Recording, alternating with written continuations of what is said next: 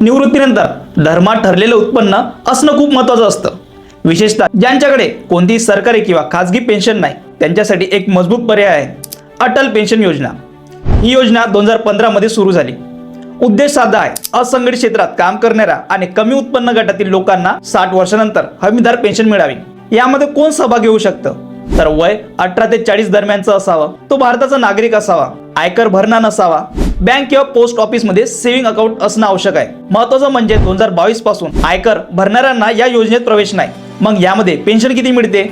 60 वर्षानंतर तुम्हाला दरमहा 1000, 2000, 3000, 4000 किंवा 5000 इतकी हमीदार पेन्शन मिळू शकते। ही रक्कम तुम्ही अर्ज करताना स्वतः निवडता। पण हप्ता कसा ठरतो? तुमचं सध्याचं वय आणि तुमची निवडलेली पेन्शन रक्कम यावर मासिक हप्ता ठरतो। उदाहरणार्थ, जर एखादी व्यक्ती 18 वर्षी योजना सुरू करत असेल तर 1000 रुपये पेन्शनसाठी सुमारे 42 रुपये महिना भरावा लागतील।